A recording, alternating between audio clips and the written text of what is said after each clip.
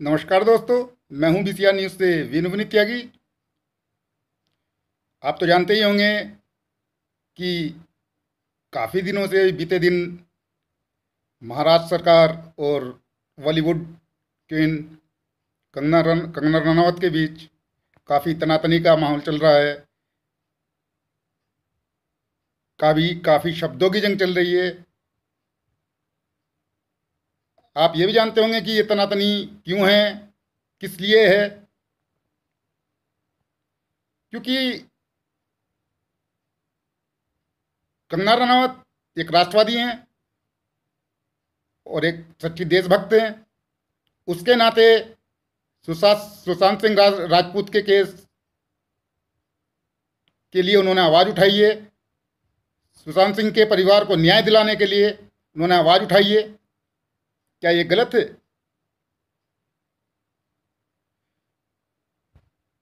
अगर उन्होंने कुछ कलियां खोलनी शुरू की हैं बॉलीवुड की, कुछ राजनीतिक पार्टियों की, कि जिससे उसे न्याय मिले, उसके परिवार को न्याय मिले,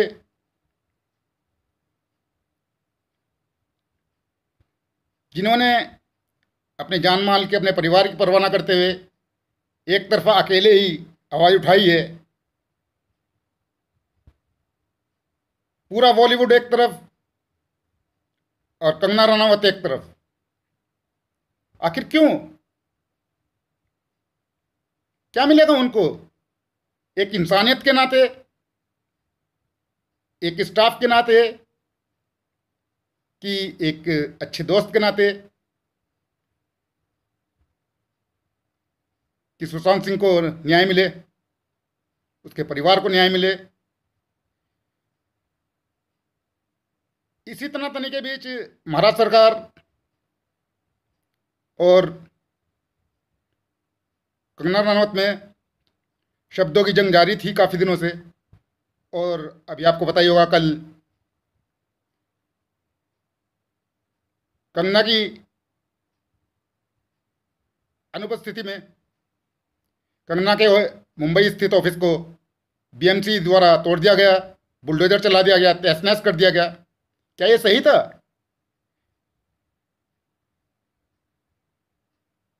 किसी को एक न्याय दिलाने के लिए वो एक जंग लड़ रही हैं, एक सच्चाई की जंग लड़ रही हैं, तो इसमें गलत क्या है?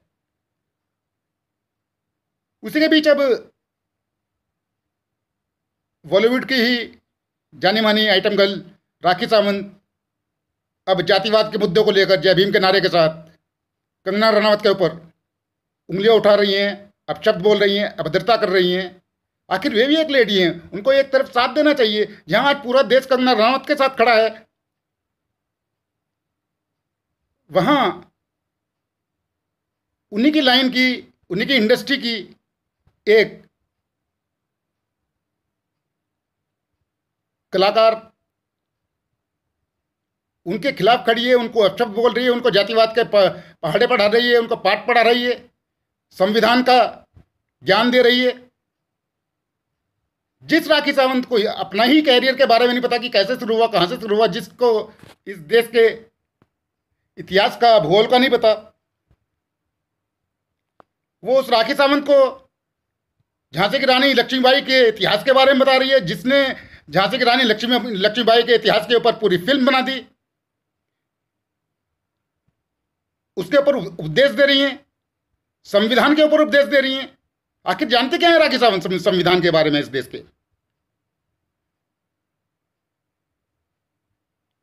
क्या तो इसका मतलब ये है राखी सावंत भी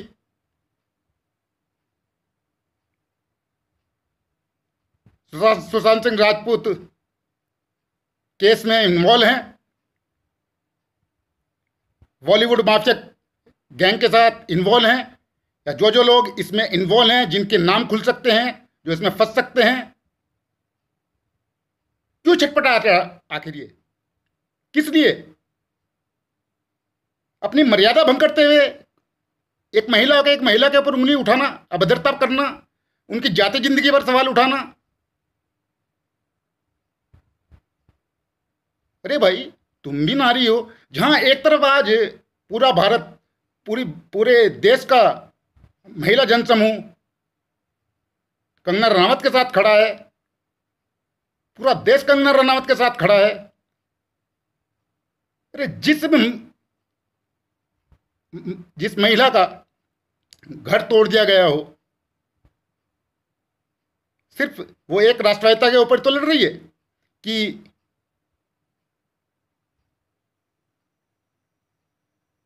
सुशांत सिंह राजपूत के परिवार वालों को न्याय मिल सके, कोई अन्याय ना हो।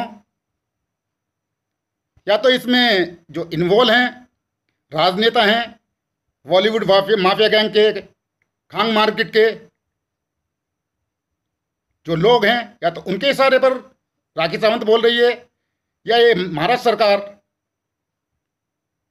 के जो रायता किंग हैं, आप जानते ही होंगे, शिवसेना के रायता किंग संजय राउत जी,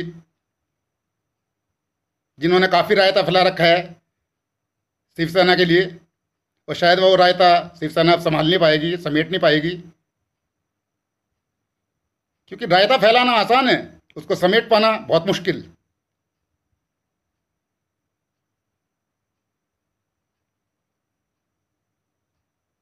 बस मैं तो इतना ही कहना चाहूंगा कि ये आखिर छटपटाहट क्यों है इतनी। कंगना रनौत के ऊपर कल एफआईआर दर्ज कर दी गई, किस बात को लेकर? अरे भाई, तुमने एक महिला का घर तोड़ दिया, वो कुछ बोले भी ना, आवाज भी ना करे, तुम जो चाहो वो कर लो। तुम सत्ता में हो, सत्ताधारी हो, तो इसका मतलब जो चाहोगे तुम वो करोगे। सत्ता का मतलब ये नहीं होता कि आप सत्ता में बैठे होंगे जो आप मनमानी करेंगे अपनी।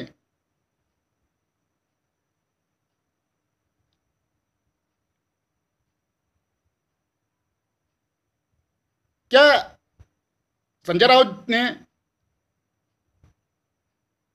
कंगना रनावत को सही कहा था कि